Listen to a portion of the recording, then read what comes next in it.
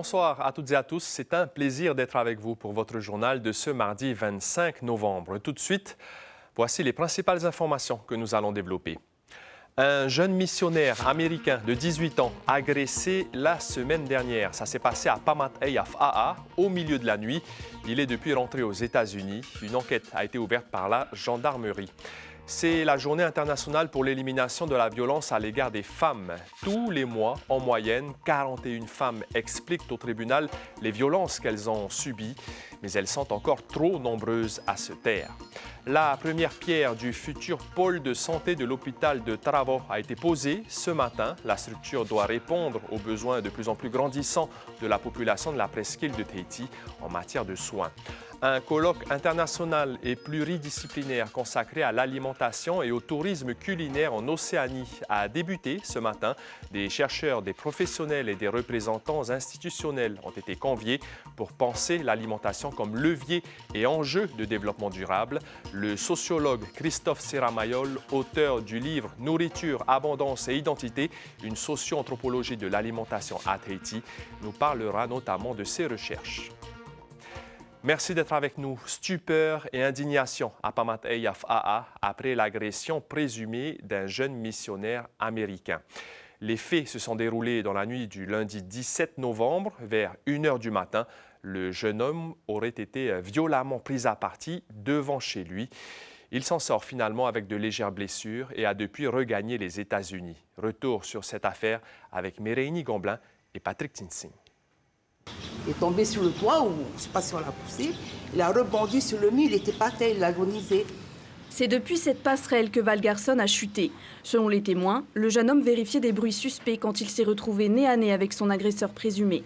Une pierre fuse alors dans sa direction, puis il tombe 5 mètres plus bas. Hayana et son mari, qui vivent ici depuis 10 ans, sont réveillés par le fracas sur leur toit.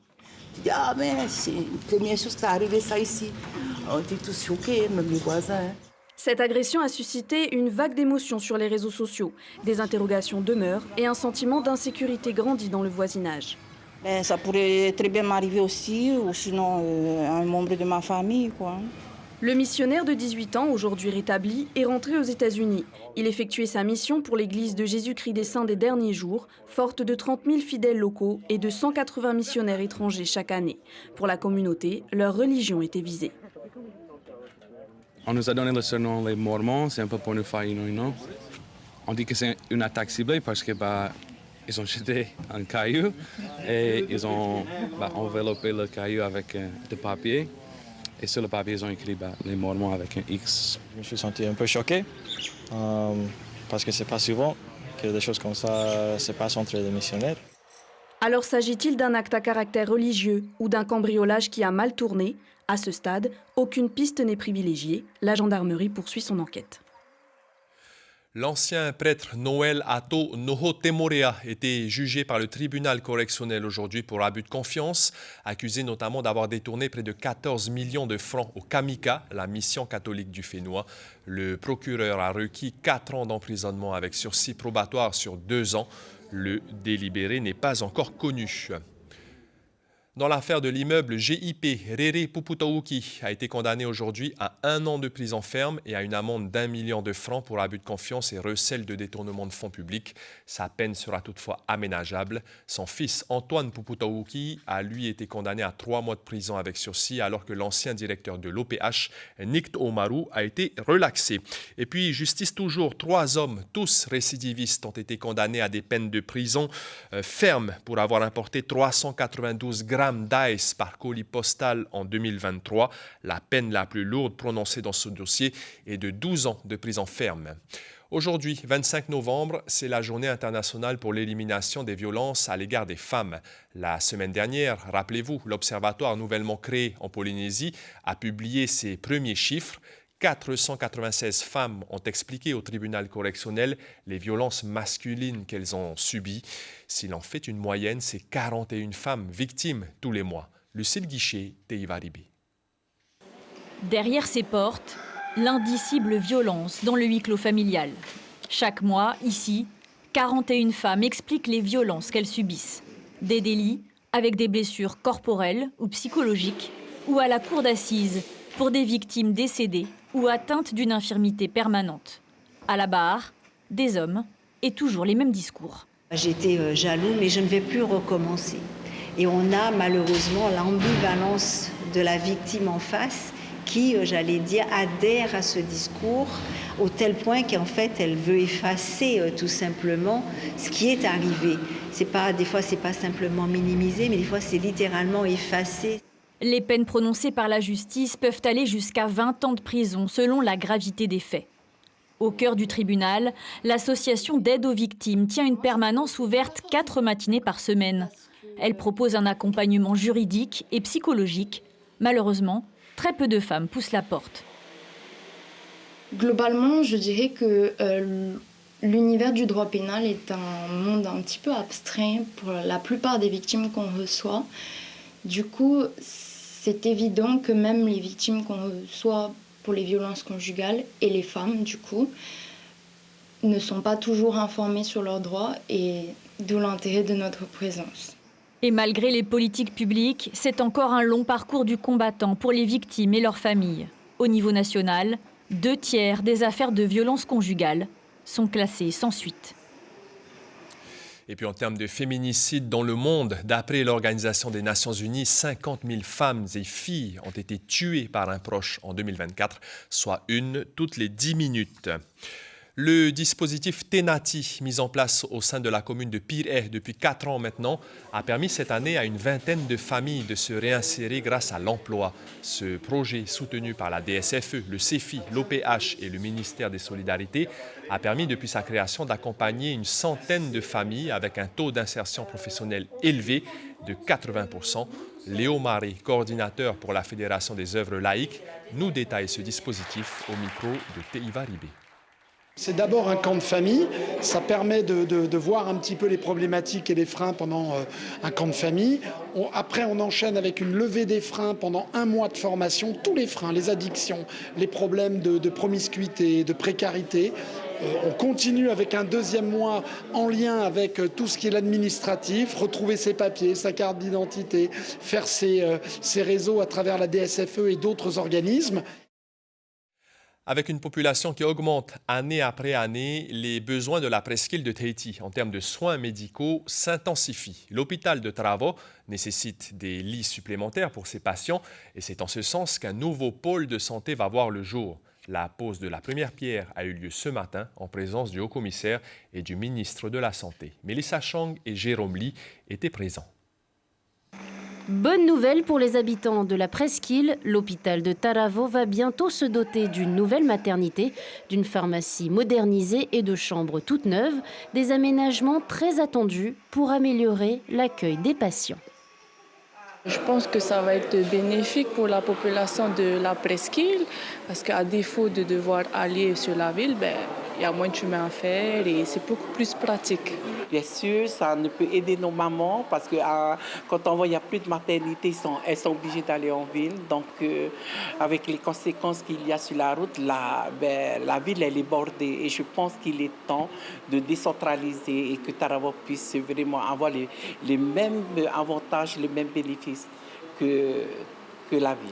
Les travaux de ce nouveau pôle de santé, estimé à un peu plus d'1,1 milliard de francs, se déclinent en 3 phases. La première étape prévoit la démolition et le désamiantage d'une partie des bâtiments existants. On va agrandir le soin de suite et de réadaptation qui permettra d'agrandir la toiture, de ne plus avoir de la pluie au milieu de l'hôpital et surtout d'avoir de meilleurs soins pour l'ensemble des personnes sur du long cours. Pour la directrice des lieux, cette reconstruction jouera également un rôle majeur dans l'amélioration des conditions de travail du personnel soignant. Dans 1 an, les patients pourront avoir des chambres dignes de ce nom, avec de l'eau chaude, une salle de bain, et on pourra les accueillir vraiment dans des bonnes conditions. Et voilà. Et puis pour les professionnels aussi, qui sont ici et qui œuvrent vraiment dans des conditions un peu difficiles. Et vraiment d'avoir des bâtiments neufs, c'est toujours un plus pour bien travailler. Dès 2028, les patients pourront retrouver un service de soins de suite, de réadaptation et de long séjour refait entièrement à neuf. 12 lits en chambre individuelle et un plateau de rééducation viendront améliorer le confort des malades. Rendre le réseau de transport en commun plus accessible pour les personnes à mobilité réduite, c'est l'objectif du pays. Et pour cela, il va investir 478 millions de francs dans les prochaines années. 8 nouveaux bus accessibles aux PMR doivent être déployés dès 2026, car aujourd'hui, il y en a seulement 25, c'est à peine 10% du parc. L'objectif est d'atteindre 53 bus adaptés d'ici 2028. Tout cela est parti d'un constat suite à une étude que nous présente Jordi Chan, le ministre des Grands Travaux et de l'Équipement en charge des transports. Il est au micro de Teupo Fatupua Ave. En fait, l'étude s'est attachée à analyser tout le parcours des personnes à mobilité réduite de leur domicile jusqu'à leur lieu d'intérêt et vice-versa.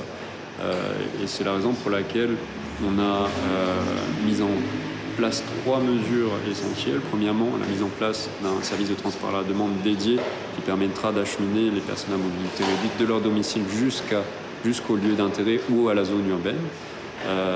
Deuxièmement, des arrêts de bus qui seront accessibles et des bus qui seront équipés pour recevoir les personnes à mobilité réduite. Et pour la troisième mesure, en agglomération ou dans les communes rurales, plusieurs arrêts de bus seront aménagés pour les rendre accessibles aux personnes à mobilité réduite. Un colloque international et pluridisciplinaire consacré à l'alimentation et au tourisme culinaire en Océanie a débuté ce matin. Il se tient jusqu'à jeudi à l'Université de la Polynésie française. Aujourd'hui, pour l'ouverture, les participants avaient rendez-vous au lycée hôtelier, organisé par le campus des métiers et des qualifications hôtellerie et restauration du Pacifique. Cet événement réunit chercheurs, étudiants, professionnels et institutionnels autour d'un même objectif: penser l'alimentation comme levier et enjeu de développement durable, inclusif, culturel et sanitaire. Parmi les chercheurs invités, Christophe Serramayol, professeur de sociologie à l'Université de Toulouse. Bonsoir. Bonsoir. Merci d'avoir accepté notre invitation. Vous êtes l'auteur du livre « Nourriture, abondance et identité, une socio-anthropologie de l'alimentation à Tahiti ». Et à travers les nourritures polynésiennes, vous avez exploré l'incessante évolution de la société tahitienne depuis la découverte de nos îles par les Européens. Vous parlez dans votre étude d'acculturation ou encore de brouillement des valeurs. Est-ce que vous pouvez nous faire part de vos conclusions à l'époque? Oui, à l'époque, je m'étais penché sur, j'allais dire, l'histoire de l'alimentation polynésienne pour tenter d'éclairer les pratiques contemporaines, en fait, ce qui se passait aujourd'hui. Et donc, j'avais mis en évidence notamment l'impact de la colonisation européenne au cours du 19e siècle et ce deuxième impact important qui était l'installation du CEP à Tahiti notamment, qui avait complètement modifié donc, les modes d'alimentation polynésiens. C'est-à-dire, la mondialisation a eu raison de nos habitudes traditionnelles, un petit peu? Alors un petit peu, et à la fois, on se rend compte que persistent encore des phénomènes qui sont purement polynésiens. J'allais dire, par exemple, l'autoconsommation, les échanges entre les familles restent encore vivaces, malgré cette acculturation qui a normalisé les pratiques alimentaires. Vous avez étudié aussi la nourriture au Vanuatu, en Nouvelle-Calédonie. Si l'on compare à ces deux territoires, par exemple, qu'est-ce qu'on leur peut dire sur la Polynésie? Voilà, alors j'avais comparé également l'île de Rapa Iti, qui était une île qui était restée encore très traditionnelle et qui l'est toujours, basée notamment sur l'autoproduction, la pêche, l'agriculture familiale, chose que j'ai pu retrouver au Vanuatu. Et en Nouvelle-Calédonie, je me suis plus senti familier avec ce que j'avais découvert à Tahiti, si vous voulez, c'est-à-dire une alimentation urbaine parfaitement occidentalisé et un monde rural qui balance entre valeurs traditionnelles et une certaine modernité alimentaire. La nourriture dit beaucoup en sociologie, en tout cas sur les populations. Est-ce que le consommateur tahitien aujourd'hui choisit ou subit sa nourriture? Alors peut-être que cette alimentation est peut-être plus subie aujourd'hui, même si les choix paraissent être des choix alimentaires, mais c'est peut-être l'environnement en fait qui force cette alimentation. Peut-être que le consommateur n'est pas aussi libre qu'il le pense. D'après votre livre, la terre est sacrée dans la culture polynésienne, c'est source du lien familial et hiérarchique. Est-ce que, d'après vous, elle a perdu de son importance pour le Polynésien aujourd'hui? Alors elle reste peut-être toujours importante au niveau symbolique, mais comme le reste de l'alimentation qui s'est monétarisée, peut-être que cette terre tend à devenir une source de rentabilité et effaçant par là quelques valeurs qui étaient essentielles il y a encore quelques années. Donc demain et après-demain, le colloque est ouvert au public. Est-ce que vous pouvez nous parler du programme et notamment de vos interventions? Qu'est-ce qui est prévu? Alors, il est prévu un colloque sur 3 journées. Aujourd'hui a été la première journée qui a réuni notamment des chefs de cuisine, des cadres du tourisme et des cadres de l'agriculture. Les 2 prochaines journées seront plutôt consacrées à des réflexions entre universitaires, entre chercheurs qui viennent de l'ensemble du Pacifique. Il y aura des chercheurs qui viendront justement de Nouvelle-Calédonie, du Vanuatu, de Papouasie-Nouvelle-Guinée. Et le but, j'allais dire, est d'alimenter un petit peu les réflexions, notamment du campus des métiers et des qualifications du Pacifique, qui est co-organisateur de ce colloque avec l'Université de la Polynésie française. Le but étant d'alimenter, j'allais dire, d'animer la stratégie de tourisme culinaire mis en œuvre par le CMQP et qui est soutenu actuellement par le gouvernement. Dans l'objectif donc de penser l'alimentation comme levier et enjeu de développement durable. Absolument. Et donc c'est ouvert au public. Il y a plus de 300 places disponibles à l'université, donc mercredi et jeudi pour ce colloque international. Merci beaucoup Christophe Serra-Mayol d'avoir accepté notre invitation. Merci. Et puis à lire sur notre site internet le parcours de 2 nouveaux académiciens, Eri Taura et Juanito Burns, qui ont été choisis par le Farevana parmi 9 candidats. L'armistice du 11 novembre 1918 expliqué à tous les élèves des Marquises. Il y a 2 semaines, les commémorations n'ont rassemblé que très peu de monde. Et en partant de ce constat, l'inspectrice de l'Éducation nationale de la circonscription marquisienne, Aline Heita Archier, a décidé, en collaboration avec les 6 îles de l'archipel, de reproduire ce moment solennel dans toutes les écoles publiques sous sa responsabilité. Au programme, levée des couleurs, dépôt de gerbes, annonces protocolaires, discours de commémoration ou encore chant des hymnes national et local. Écoutez ce qui a motivé l'inspectrice. Elle est au micro de Marie Curva.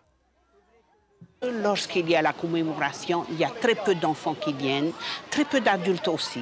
Et je pense qu'il faut que nos enfants d'aujourd'hui comprennent l'intérêt de cette commémoration du 11 novembre et aussi se souvenir de nos anciens qui sont morts pour la France, mais pour nous aussi. C'est pour ça qu'aux Marquises, en plus de la culture et les us et coutumes de la culture marquisienne que les enfants ont investi, j'ai voulu compléter cette culture par cette culture française qui leur appartient.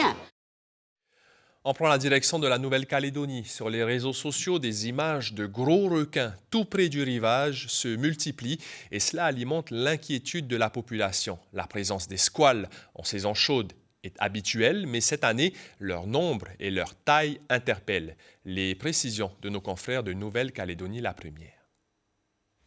Un post qui interpelle et fait réagir. Sur sa page Facebook, Jean-Claude, alias Mustangrou, pêcheur confirmé, alerte sur la présence de gros requins en baie de Magenta. J'ai toujours pêché dans cette baie depuis tout petit. À l'époque, on ne voyait jamais de requins bulldog. J'ai d'autres amis pêcheurs pareils, ils ont le même constat. Je suis tombé sur des requins bulldog, là, bien une dizaine, une douzaine, depuis 3 mois, dans la baie de Magenta, au niveau de Fourmi, l'îlot Fourmi, Sainte-Marie. Et je suis tombé sur un requin tigre d'à peu près 4 mètres en surface, au niveau du restaurant Le Ponton. Et les requins, ils sont là aussi beaucoup par rapport à la mise bas. Il y a la saison des thasards aussi, qui attire beaucoup les requins. Mais il y en a beaucoup plus que d'habitude et des gros spécimens. Faute d'études scientifiques, difficile d'expliquer ce phénomène. Pour Philippe Tirard, l'explication se trouve peut-être au-delà des eaux calédoniennes. On a un site qui s'appelle Global Fishing Watch qui traque tous les bateaux de pêche. Et au dehors des eaux territoriales de la Nouvelle-Calédonie, ces bateaux de pêche sillonnent toutes les eaux sans arrêt. Ils pêchent vraiment tout ce qu'ils trouvent. Sauf les gros spécimens. Et ces gros spécimens, c'est des requins. Et ces requins se retrouvent, à mon avis, sans nourriture, ou très peu. Donc, qu'est-ce qu'ils font? Ils se rapprochent des côtes où il y a à manger. En Nouvelle-Calédonie, c'est le paradis. Il y a des tortues, des vaches marines, des poissons, tout ça. Voilà. Et à mon avis, c'est pour ça qu'il y a de plus en plus de requins et de plus en plus gros. Quelles que soient là où les raisons de cette prolifération, la prudence est de mise, a fortiori pour les pêcheurs sous-marins. Moi, si je vais plonger, même devant Nouméa et tout, j'emmène toujours un débordant à requins. un vulgaire tube de 80 cm avec des petites pointes au bout, au cas où il y a quelque chose que je puisse leur pousser à la main. L'eau, elle est très sale dans la baie de Magenta, souvent. Donc voilà, faut jamais être seul. La sécurité avant tout. Autre recommandation, éviter la baignade dans les ports, les marinas, les zones de mouillage, les eaux troubles et les embouchures de rivières.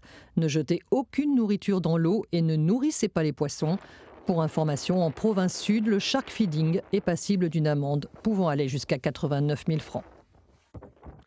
L'information principale de ce mardi 25 novembre, c'est la stupeur et l'indignation dans une résidence à Pamatay, Afaa. Un jeune missionnaire américain a été agressé la semaine dernière en pleine nuit. Le jeune homme aurait été violemment pris à partie devant chez lui. Il s'en sort finalement avec de légères blessures et a depuis regagné les États-Unis. Une enquête a été ouverte par la gendarmerie. Sur vos écrans, après cette édition, Polynésie la Première vous propose une soirée série avec 2 épisodes de Tropique criminel puis 2 épisodes de Legacy. C'est la fin de ce journal. Merci de votre fidélité. Passez une très belle soirée. À demain et prenez bien soin de vous.